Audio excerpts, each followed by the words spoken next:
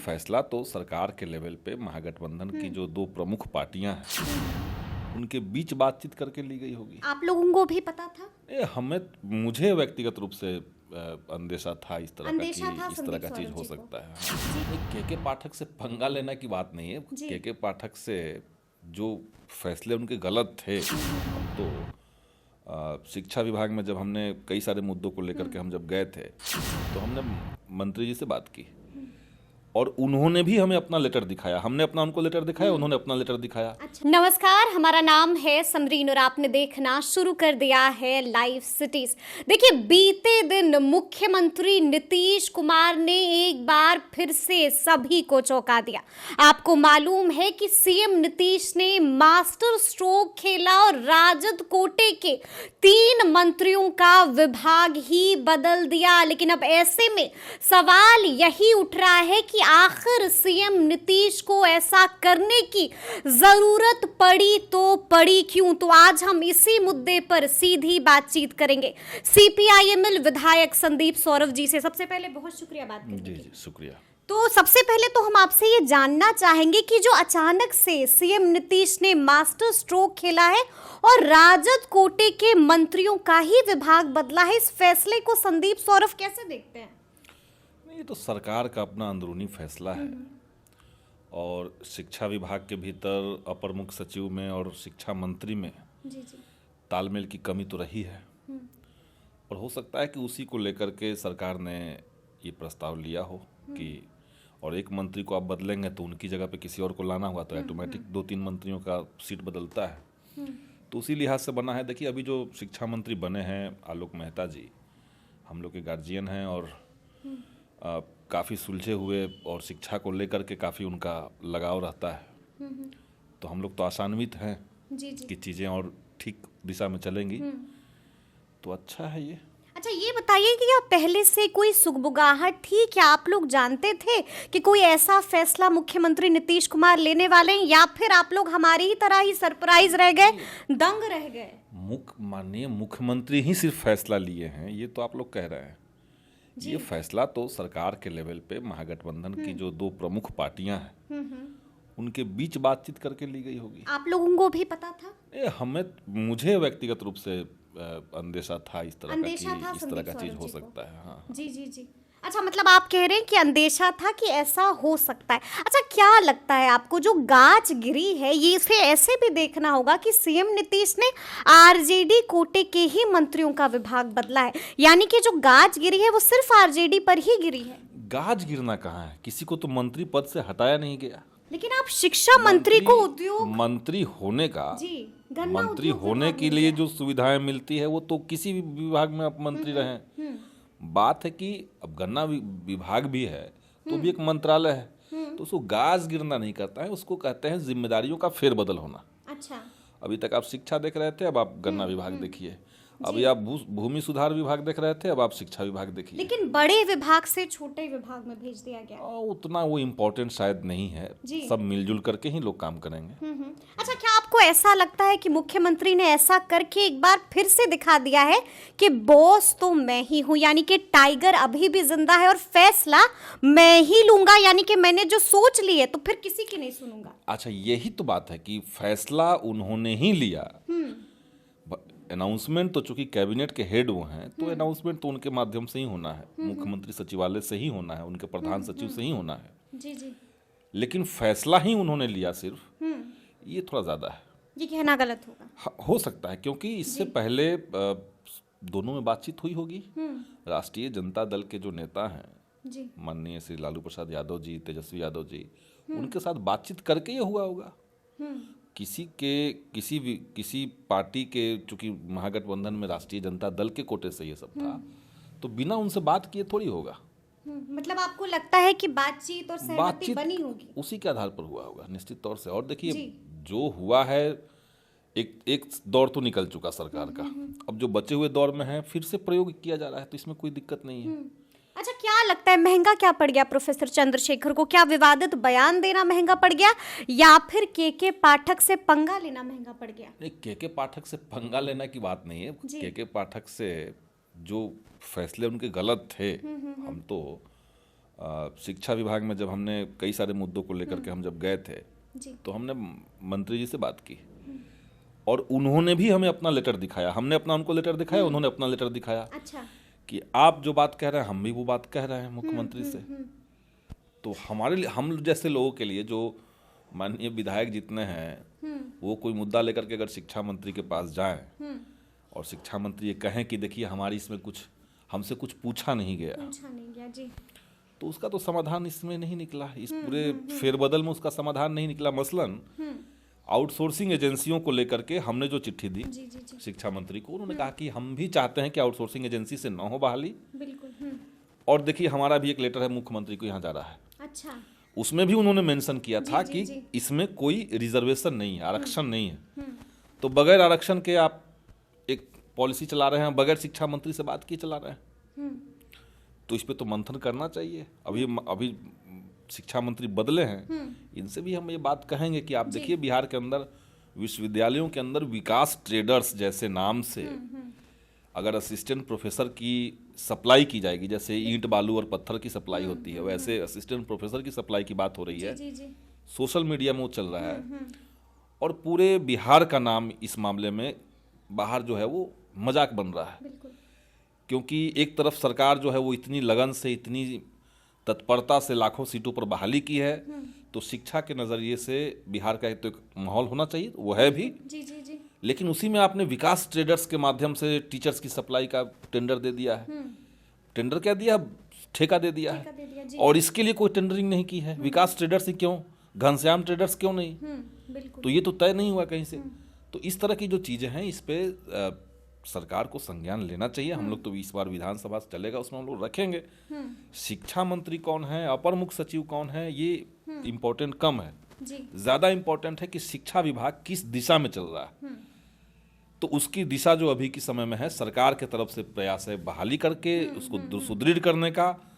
लेकिन ये जो आउटसोर्सिंग एजेंसियों का एक पूरा ताना बाना बुन दिया गया है, स्कूल से लेकर के कॉलेज से लेकर के यूनिवर्सिटी तक, उसके खिलाफ हम लोग हैं। मतलब आपने यहाँ पर बातों बातों में एक जिक्र किया कि जब आप शिक्षा मंत्री जो पहले प्रोफेसर चंद्रशेखर थे उनसे जब मुलाकात हुई तो उन्होंने भी आपको एक पत्र दिखाया और आपने भी उनको एक पत्र दिखाया, यानी कि स्थिति ऐसी हो गई थी कि प्रोफेसर चंद्रशेखर को भी सोचना पड़ रहा था, उनको भी सुना नहीं जा रहा था।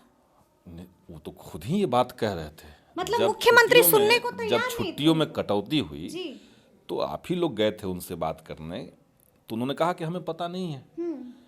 वो अपने ऑफिस में थे, वो पटना में थे, तब भी उनसे बगैर बात किए नीतियां बनी। एक दो बार नहीं बनी, कई एक बार बनी। यहाँ तक कि नियोजित शिक्षकों को राज्यकर्मी करने का जब मसला आया तो उसमें हमने मांग रखी थी, सरकार ने कहा कि आप 1 सप्ताह के भीतर अपने सुझाव दीजिए। एक ड्राफ्ट आया था नियमावली का, उस ड्राफ्ट में हजारों लोगों ने अपने सुझाव दिए होंगे, हमने भी सुझाव दिए।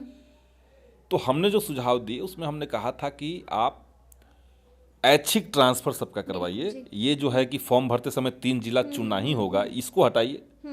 हमने ये मांग रखी कि जो टीचर परीक्षा जो बीपीएससी की हो रही है उसमें मिनिमम क्वालिफाइंग मार्क्स अगर ला रहे हैं तो उनको सक्षमता परीक्षा से बाहर कीजिए। हमने ये भी मांग रखी कि इनके लिए अलग से शब्द क्यों लाया जाएगा, विशिष्ट शिक्षक। ये तमाम मांगे हमने रखी। माननीय मंत्री हमारे एक एक बात से सहमत थे, लेकिन उनका कहना था कि जब कैबिनेट में इसको लाया जा रहा है तो हमसे बगैर बात किए लाया जा रहा है। बगैर बात किए लाया जा रहा है, मतलब ये स्थिति हो गई थी प्रोफेसर चंद्रशेखर की। वही मैं कह रहा हूँ कि इसीलिए ये कार्यपालिका और विधायिका का जो एक रोल, संवैधानिक रोल तय है, बिल्कुल एक जो मर्यादा तो है, एक मर्यादा जो है उसका पालन होना चाहिए था। बिल्कुल। लेकिन वो कई बार टूटा है, कई बार टूटा। और ये भी देखने वाली बात है कि उसके बाद जैसे अभी कड़ाके की ठंड है, इतनी शीतलहर चल रही है, इसमें फिर से शिक्षा विभाग वही बात कर रहा। अब पहले वो शिक्षा मंत्री से उनका ठना, बीपीएससी से ठना, अब डीएम राज्यपाल से ठना, राजभवन से, और अब डीएम से वो लड़ रहे हैं। तो ये दिखाने के लिए कि हम बहुत बेहतर कर रहे हैं, कुछ चीज़ें सुधार हो सकती है, लेकिन बहुत बेहतर कर रहे हैं, इसको दिखाने के लिए ज़रूरी नहीं है कि सबसे बारी बारी से हम कुछ तनाव पैदा कर लें और उसके माध्यम से सुर्खियों में बने रहें। तो ये सरकार को विचार करना इस इन चीज़ों पे। ये अच्छा है कि ये सब होने के बावजूद, शिक्षा विभाग का ये लेटर आने के बावजूद कि छुट्टी नहीं होना है, पटना जिला में कल फिर से 23 तारीख तक छुट्टी की गई, तो ये अच्छा है। हम लोग क्षेत्र में निकल रहे हैं, दोपहर में लग रहा है कि जम जाएगा लोग, एकदम ठंड है।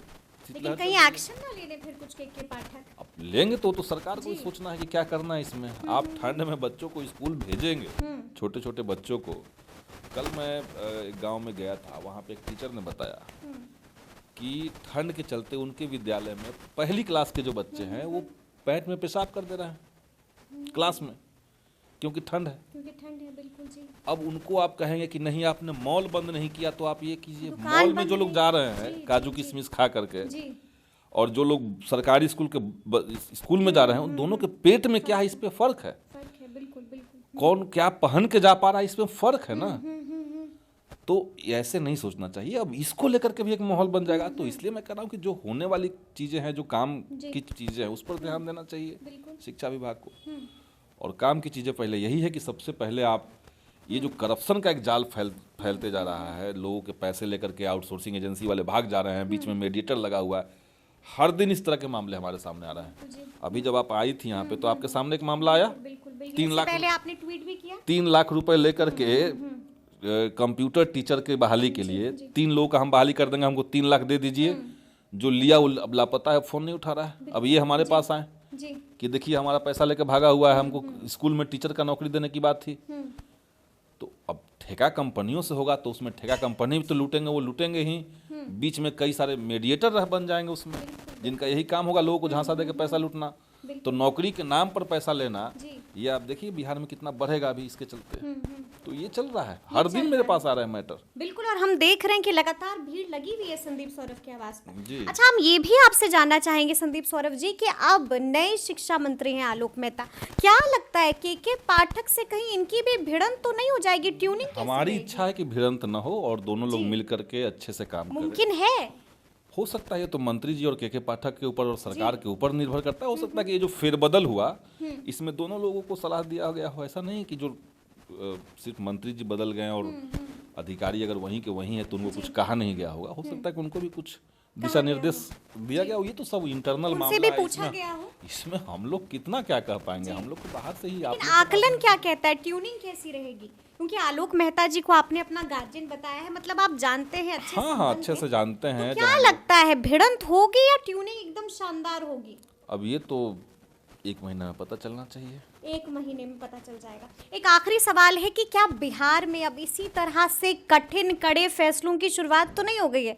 क्या आगे आगे बिहार में और भी बहुत कुछ देखने को मिलेगा? कठिन और कड़े फैसले से किसी को दिक्कत नहीं। हम लोग तो चाहते हैं कि कठिन और कड़े फैसले लिए जाए, कड़े फैसले लिए जाएं कि बिहार में जितना स्कूल है, सरकारी स्कूल, उसको अपग्रेड करना है। कड़े फैसले लिए जाएं कि जितने भी टीचर हैं उनको गैर शैक्षणिक कार्य नहीं लेंगे उनसे, और गैर शैक्षणिक कार्यों के लिए पहले से जो सांख्यिकी स्वयंसेवक संघ के लोग थे उनको बहाल दोबारा कर लेंगे। वो लोग इंतजार में बैठे हुए हैं। तो ये सरकार कड़ा फैसला ले, ये जरूरी है। कड़ा फैसला के नाम पे हम ठंड में बच्चों को स्कूल भेज देंगे, इसको कोई कड़ा फैसला मानता है? रातों रात विभाग बदल देंगे, तो ये तो बहुत इंपॉर्टेंट नहीं है, तो कड़ा फैसला नहीं है।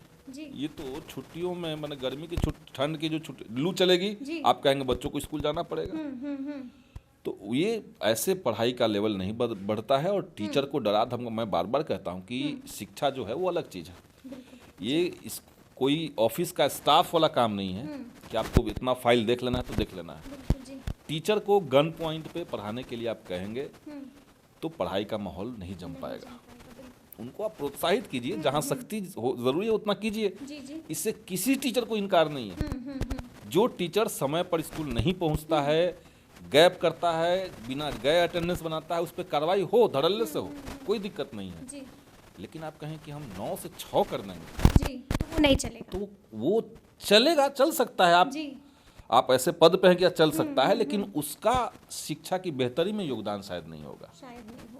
चलिए, तो सुना आपने क्या कुछ बताया है संदीप सौरभ जी ने। देखिए, तफसील से हम लोगों ने चर्चा की है कि आखिर मुख्यमंत्री ने ये बड़ा फैसला, ये चौंका देने वाला फैसला लिया तो लिया क्यों है।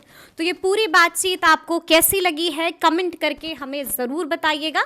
तो इस तरह के तमाम अपडेट्स के लिए ऐसे ही हमारे साथ बने रहिएगा और देखते रहिएगा लाइव सिटी। बहुत शुक्रिया।